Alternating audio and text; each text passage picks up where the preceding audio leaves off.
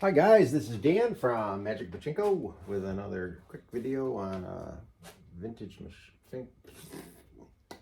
pachinko machine that has been restored. I have one of my favorite t-shirts on. Hope you like it. Courtesy of my friend Rudy. Okay, this is a 1976 Nishijin Model B.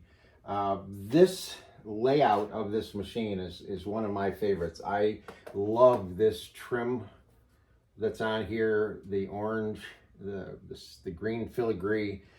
Just love it. I love the looks of it. Always has been one of my favorite looks to a machine. This particular one has a very cool center attraction. If you take a look at it, I repainted this. It had been repainted once, but the paint had been chipping off and fading. This is a Pegasus, and it's actually lenticular plastic, so as it moves, the Pegasus looks like it's flying. And when a ball goes down through here, it runs down through the spring, it hits the Pegasus down below, which bounces it, and the wings will flap. Very cool center attraction. Had never seen one like that before, and it works well. So full restoration done on it, new play field, you know, all of the wood taken care of, sanded, polyurethane, guts all come off, get cleaned, reassembled, new wire harness, you know, everything gets done to it. This particular machine did not have some dust covers. This is your seesaw chamber, and this is the jackpot chamber. Both of these covers were missing. I don't really mind if this cover's missing. I think the techs took these covers off to be able to get at the seesaw, and just who knows where they ended up. So I don't care if there's not a cover here. I don't really care if there's a cover here, but it is one of the covers that I would prefer to have on the machine. Because when the balls dump, they fall out of the bottom of the jackpot right into this area. And there's a potential without a cover on it for the balls to not drop and go out on the floor. So fortunately, I happen to have covers from other machines and was able to put them on. The rest of the covers are all here, all the dust covers. There was a cover on some of the machines that went right in this area that just protected the jackpot arm, but usually they're not there. So when you get the machine and you're getting it ready to play, you're going to do a number of things. First thing you're going to do is plug your power supply into the wall, and then plug the end of the power supply into the pigtail that's on the machine. And what you should see, unless something has happened during shipment, is the ball out light should come on. Now, if it doesn't come on, usually if you just give it a little tap, or maybe even tighten the bulb or something like that, the electrical circuitry is fine, but sometimes the bulbs get loose. Sometimes the fuse gets loose. So don't panic if the light doesn't come on. Just wiggle, and everything should be fine. This is your jackpot light. It should not be on when you first set the machine up. So this is the micro switch that controls the ball out light. So when this is down, for lack of balls, it pushes down on the micro switch. When there's enough balls in here, the weight pushes this down, lifts this up off the micro switch, and turns the light off. Okay? So this is your initial start. So the first thing you check after you hook up this is to make sure that the ball dump latch is correctly set. So I've highlighted it with red marker. There's a little hook catch here, if you will, and a little piece that is spring loaded. And this piece moves to the right like that. And when you push over, these two pieces latch together. And this L-shaped plastic in here, right in here, the white plastic, actually has a piece that goes across. And it creates a bridge. It lays on this metal piece. It creates a bridge and allows the balls to go across. When this is not here and the metal moves out of the way, it allows the L to drop, and then the balls will go out the exit chute and fall all over the floor. So you don't want that unless you're doing it on purpose. So latch this, and then you're going to start by simply taking a small handful of balls and dropping them into the upper hopper. So if everything is as it should be, they'll leave the upper hopper, they'll go down the upper feed track into the turnaround, into the lower feed track, and into the jackpot. And 7 balls will settle on each side of the jackpot. And because it's all clear plastic, you'll see that, and you'll know it's right, and no balls are falling out on the floor. And you can watch the balls fill up in here. Now, right now the ball outlet is still on, even though we've put a bunch of balls in, and that's because they haven't backed up far enough to push this down. So now, assuming that you have at least 500 pachinko balls, which you should, you're going to fill the upper hopper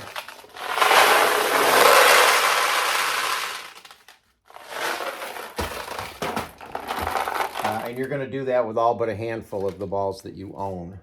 And now you notice this is lifted up off of the micro switch and the light is out. You do need something similar to this plastic shoebox or whatever you want to call it. I get these at the dollar store. A ball, the losing ball drops out of this chute, the winning ball will drop out of this chute, and you need something to catch it. Okay, so let me quickly explain how a pachinko machine actually works. No matter where the ball enters the machine, whether it's in the center attraction, a tulip, a pay pocket, doesn't make any difference. They all drop, and they drop down. The ramp starts here, and it ends over here. There's a ramp that runs on a downhill. So they all drop, they roll down, and they roll into the end of the seesaw, which is sitting here like this. And if it's not, then you push up on this little plunger where the red arrow is, and it will bring the seesaw up. That's very important, bring it up. So a winning ball comes down, rolls right into the end of the seesaw. The seesaw will tip and allow the ball to roll out, and it comes over here, and it drops onto the tip of the jackpot arm. This piece of metal right here is an arm that goes all the way across, comes straight up and goes across. So it's a backwards C shape. The weight of the ball will push this arm down. The paper clip will hold the ball there momentarily. When this gets pushed down, this gets pushed up, and this activates, it opens up the bottom of the jackpot and allows the winning balls to drop out. They hit this platform, push it down, the balls roll out of the machine. In the meantime, it resets the seesaw, it lifts the paper clip out of the way, the winning ball drops off the end of the jackpot arm, and the jackpot arm returns up here. It all happens very quickly. It's an amazing piece of equipment. I love it. I just think it's so cool. So if you're playing and you get a win and the machine does not pay out, you want to stop playing immediately. Turn the machine around, and you're going to look here where the seesaw is and here where the exit chute is. And more than likely, the seesaw maybe didn't return, and there'll be a ball, because the seesaw's down like this, there'll be a ball trying to get in. So all you do is push up, it'll accept the ball and complete the cycle. There may be a ball in this chute here, and typically it will be sitting on the end of the jackpot arm, but it'll be maybe down about this far. And you can just reach in and push down, it'll get down to the bottom, the machine will cycle, and the ball will drop out. If you don't do that, all you're doing is allowing the balls to keep jamming up inside your machine. You're just compounding the problem.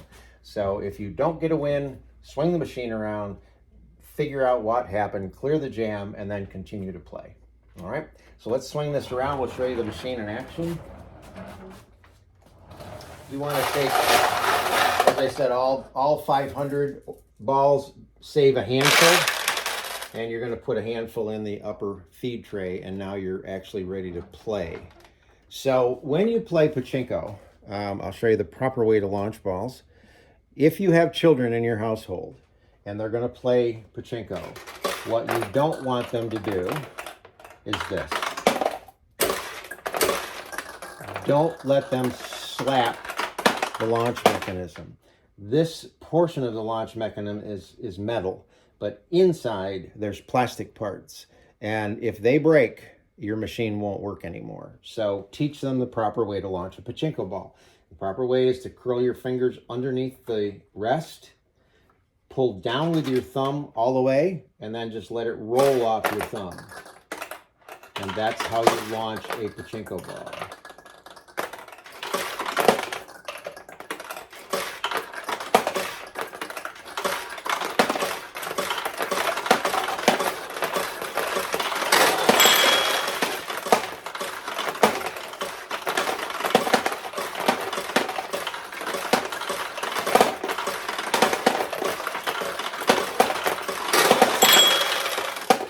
So you notice I was able to launch the balls very quickly, or you can simply go slow and watch them drop,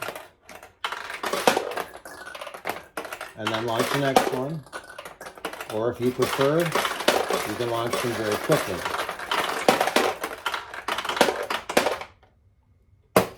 That tulip is still sticky.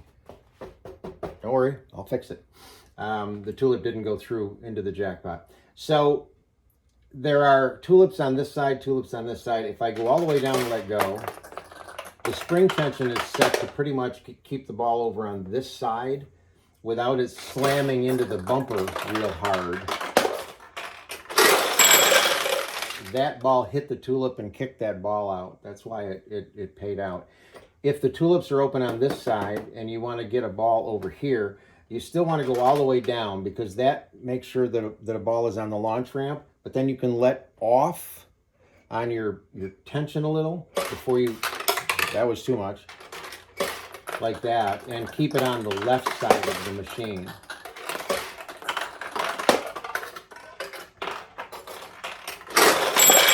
I don't know if you noticed that, but a ball went in and it came in this side. It did wiggle the Pegasus, and as it dropped down through, it also opened this tulip. So right now, all three tulips are open, which gives you a much better chance of winning. So let's see if we can get some wins.